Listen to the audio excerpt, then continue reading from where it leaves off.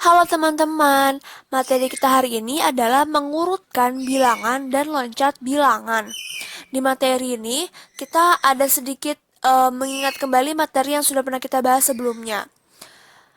Oke, jadi pembahasan hari ini adalah membaca bilangan, garis bilangan, pola bilangan atau bilangan meloncat, dan kita akan melihat beberapa contoh soal supaya mudah memahami dari materi hari ini, oke?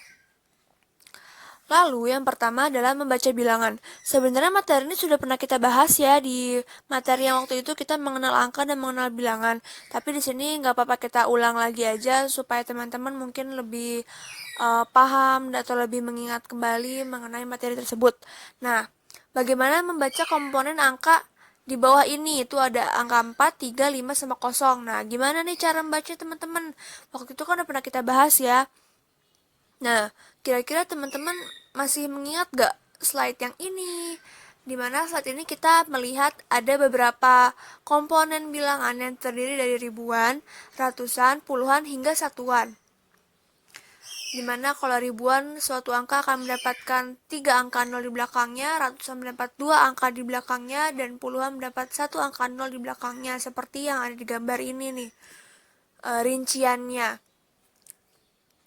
Nah, ini kan udah pernah kita bahas ya. Berarti teman-teman harusnya sudah bisa membaca mengenai angka yang ada di gambar ini, yaitu 4350. Ayo, gimana cara membacanya? Nah, di sini kakak sudah memberikan tips-tips yang waktu itu pernah kita beri, yang udah pernah kakak berikan. Namun kakak tulis lagi, yaitu untuk mempermudah membaca suatu komponen angka, maka pilah-pilah dahulu angka tersebut dalam bagian-bagian seperti ribuan, ratusan, puluhan, hingga satuan.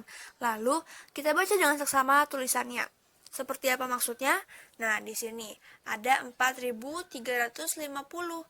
Nah, bagaimana cara kita mengetahui pembacaan ini? Bagaimana caranya kita mengetahui pemilah-milahannya? Tentunya sudah pernah kita bahas, yaitu seperti ini. Karena terdiri di atas komponen 4000, yaitu yang paling depan tuh, lalu ditambah 300, yaitu di angka keduanya yang angka 3, lalu yang ketiga ada 50. Nah, jadi 4350.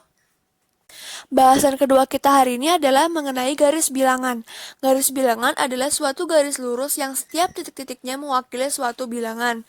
Nah, di sini ada contoh suatu garis bilangan di mana garis ini memiliki titik-titik yang mewakili suatu bilangan. Yang diwakili adalah angka 0 sampai dengan 10. Diurutkan secara teratur dari paling kecil sampai paling besar. Semakin kiri semakin kecil angkanya, semakin kanan angkanya pun semakin besar. Nah, selanjutnya bahasan ketiga adalah mengenai pola bilangan atau bilangan meloncat.